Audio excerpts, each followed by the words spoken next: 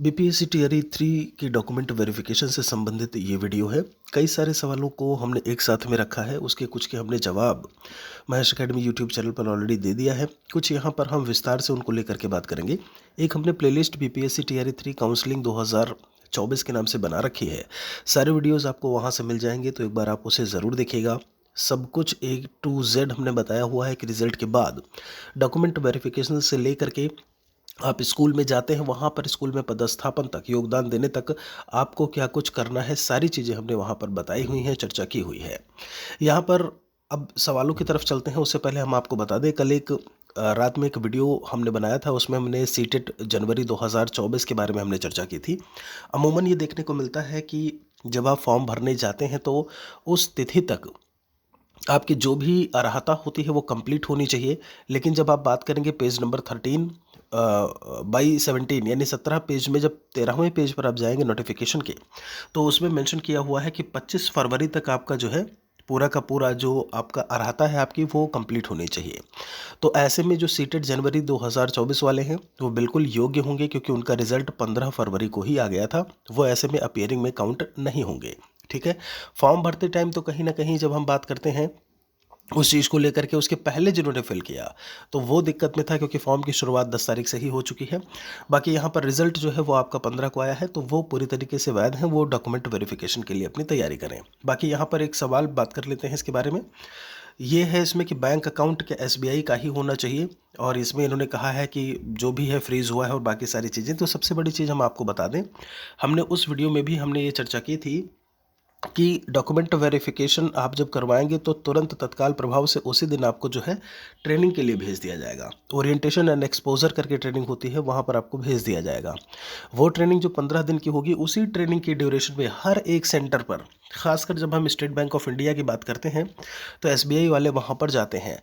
ज़रूरी देखिए, बिल्कुल से ज़रूरी नहीं है कि अकाउंट एसबीआई का ही हो, लेकिन अगर इसी का ओपन करवाते हैं तो आपके लिए बहुत सहूलियत रहेगी। ये चीज़ याद रखिएगा। एसबीआई वाले खुद आते हैं, आप अपना फ़ोटो और सारी चीज़ें बिल्कुल तैयार रखिएगा। डॉक्यूमेंट वेरिफिकेशन के लिए भी कम से कम 20-25 फ़ोटो आप अलग से तैयार करके रखिएगा। ये आपका डीबी से लेकर के आगे तक में सभी में काम आएगा।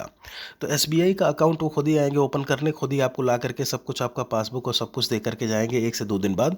इस चीज़ को याद रखें। अगर नहीं भी आते हैं तो अपने आसपास आप जो है वहाँ से अकाउंट खुलवा सकते हैं। मतलब कहाँ से? यहीं पर आप कोशिश करिएगा, यहीं से अकाउंट खुलवाइए तो सबसे बेहतर रहेगा। मतलब बिहार से ही, जहाँ कहीं भी हो। आगे चलते हैं। इसमें एक सवाल है इसमें कि भर्ती वक्त सीटेट पास कर गई थी पर मार्कशीट नहीं आया था, मैंने रोल नंबर डाल दिया है। देखिए, जेन्युइन चीज़ है, रोल नंबर आपका ही है, मार्कशीट आपका ही होता। तो ऐसे में आपने अगर सर्टिफिकेट या कुछ भी किसी भी उसमें जो है आपने रोल नंबर डाल दिया था, तो ऐसे में दिक्कत समस्या कहीं से भी नहीं होनी चाहिए। इसके संबंध में कल ही हम बता चुके हैं।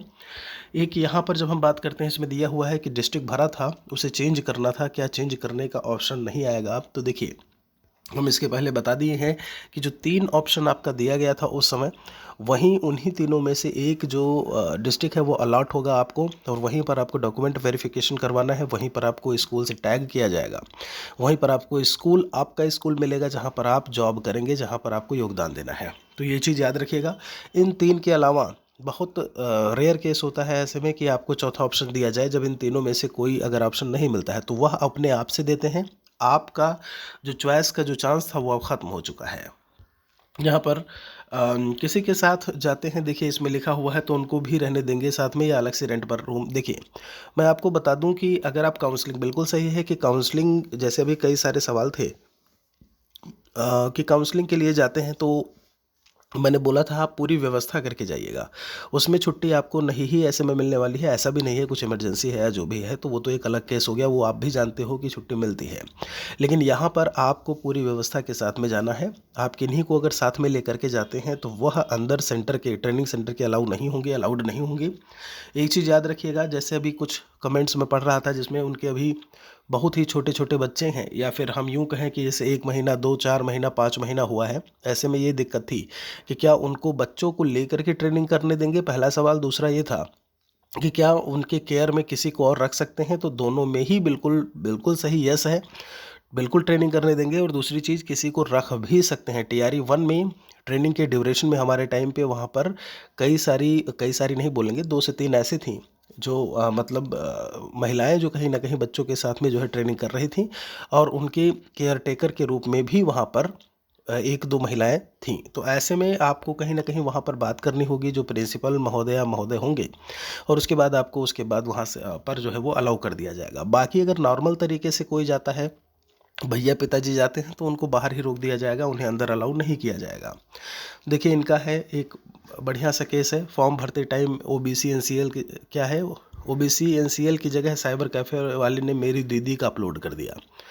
अब क्या करना होगा डीबी में? तो देखिए, यहाँ पर हमने कमेंट भी जो थोड़ा सा जैसा सवाल था उसी हिसाब से किया है, लेकिन हम आपको बता दें कि सबसे बड़ी चीज़ ये है कि आप उस समय साइबर कैफ़े वाले से फॉर्म भरवा रहे होते हैं, तो आपके करियर का कहीं ना कहीं सवाल होता है, आप उस पर गौर क्यों नहीं करते हैं? यहाँ पर संभवतः आगे मौका दिया जाए अभी अपलोड करने का डॉक्यूमेंट। इस चीज़ को लेकर के याद रखिएगा आप, चूँकि इनका जो रिज़ल्ट ऐसे में जो तैयार होगा, वो कहीं ना कहीं इनकी दीदी या बहन ने का जो अपलोड हुआ है उसके हिसाब से तैयार होगा, डॉक्यूमेंट मिसमैच होगा। लेकिन दिक्कत ये नहीं है, ऐसे में होनी नहीं चाहिए बिल्कुल से। अभी अपलोड का अगर ऑप्शन आता है कुछ भी, तो वहाँ पर वो कर सकते हैं। दूसरी बड़ी चीज़ कि जो हम एक शपथ पत्र और एफिडेविट की बात हमेशा करते हैं, एक लीगल डॉक्यूमेंट के थ्रू आप इस चीज़ को बता सकते हैं कि भूलवश, मानवीय भूलवश ऐसा ऐसा हुआ था, ठीक है, और ये हम हैं और ये हमारी बहन है, इस चीज़ को मेंशन करना होता है। देखिए, यहाँ भी वही हाल है कि सर्टिफिकेट किसी और का साइबर कैफ़े वाले ने डाल दिया। अब साइबर कैफ़े वाले का क्या ही किया जाए, आप भी समझ रहे हैं, ठीक है। तो इसमें भी वही केस होगा जो अभी मैंने पीछे बताया है। आगे यहाँ पर दिया है कि TRE 3 पर अब कोई ख़तरा नहीं है ना। देखिए, इसमें मिठाई विलेज में बांट सकते हैं। देखिए, इसमें लिखा हुआ है कि सीट पर ये वो सारी चीज़ें, तो जवाब यही था कि बिल्कुल अभी कोई दिक्कत समस्या नहीं है, बिल्कुल आप सेलिब्रेट कर सकते हैं, कोई समस्या नहीं है कि कुछ भी इसमें अभी होने वाला है। रिजल्ट आ चुका है, आगे जो भी चीज़ें होंगी वो होंगी डॉक्यूमेंट वेरिफिकेशन और बाकी उनसे रिलेटेड, तो इसमें कोई भी दिक्कत समस्या अब नहीं होगी। देखिए, सीटेड सर्टिफिकेट में मदर नेम में एक लेटर का मिसमैच हो गया है, तो क्या प्रॉब्लम होगी? देखिए, अभी दिक्कत नहीं होगी, आप डॉक्यूमेंट वेरिफिकेशन भी करवा लेंगे, लेकिन आपको इनमें सुधार करवाना होगा। देखिए, स्पेस अगर आ गया है बीच में, कुमारी वगैरह KM लगा दिया है, तो वो एक अलग चीज़ हो गया। वो पहले से कहीं ना कहीं मैंने भी बोला था कि रजिस्ट्रेशन हाई स्कूल और उसके टाइम पे होता है तो मेंशन कर दिया जाता है, यूपी जैसे खास राज्यों की बात करें। लेकिन यहाँ पर अगर लेटर में कोई भी मिसमैच है, चीज़ें हैं, तो आप CBSE से बिल्कुल बात करिए इसके संबंध में, क्या कुछ प्रोसेस है उसके बारे में समझिए। और अभी यहाँ डॉक्यूमेंट वेरिफिकेशन की रही बात, तो आप यहाँ पर अपने वही एफिडेविट और उससे काम चला सकते हैं, बिल्कुल वह लग के काम हो जाएगा। यहाँ पर हमने जवाब भी दिया हुआ है जो है, ठीक है। यहाँ पर ये कहा गया था कि फिल करते हैं उसी के आधार पर सर्टिफिकेट देता है, तो एक एग्जांपल भी हमने यहाँ पर उनको दिया है आंसर के रूप में, और अभी अभी आंसर दिया गया है। तो ये चीज़ भी थोड़ा सा ध्यान रखिएगा। यहाँ पे आगे देख लेते हैं, इसमें इंटर की मार्कशीट पर फ़ोटो नहीं है। देखिए, फ़ोटो नहीं है, फ़ोटो ब्लर है या कुछ भी है, तो ये कोई बहुत भारी समस्या नहीं है। इन सब चीज़ों को लेकर के परेशान नहीं होइए, एकदम रोबस्ट तरीके से बड़े बड़े उसमें डॉक्यूमेंट्स अपने आप रेडी करिए, और ये सब जो है इतनी भारी चीज़ नहीं है, ठीक है। इसमें हमने कहा ज़रूरत नहीं है फ़िलहाल, फिर भी यहाँ पर समझ में नहीं आया, चलिए कोई बात नहीं। तो जो चीज़ें थी वो हमने यहाँ से बता दी हैं। इसमें क्या है भाई आपका, देखिए 15-15 की 2 ट्रेनिंग के बाद क्या हमें, सर ये क्या है, DB और 15-15 की 2 ट्रेनिंग के बाद ज्वाइनिंग दे दी जाएगी स्कूल में या कुछ टाइम। देखिए, समय तो मिलेगा ही, ऐसा थोड़े ना है कि डॉक्यूमेंट वेरिफिकेशन हुआ नहीं कि आपको स्कूल में फेंक दिया गया। बिल्कुल समय मिलेगा, वक्त मिलेगा। लेकिन मैं आपको बता दूं कि समय वक्त कैसे मिलता है, ऐसे है कि आपको कुछ काम है तो आप जा सकते हैं। जबकि यहाँ पर ऐसा था कि जैसे मैंने बोला कि 18 अक्टूबर को रिज़ल्ट TRE 1 से अगर हम बात करें, 20 को काउंसलिंग शुरू हुई, उसके बाद आपने देखा कि किस तरीके से वहाँ पर 15 को नियुक्ति पत्र, उसके बाद 17 से ही, मतलब 2 दिन आप का हुआ, और 17 से कहीं ना कहीं स्कूल में योगदान। तो समय वहाँ पर नहीं दिया गया था, लेकिन यहाँ आपको वक्त मिलेगा। ऐसे में TRE 1 TRE 2 बहुत फास्ट तरीके से हुआ था, इसमें वक्त ज़रूर मिलेगा आपको, तो इसके लिए बिल्कुल से परेशान नहीं होइए।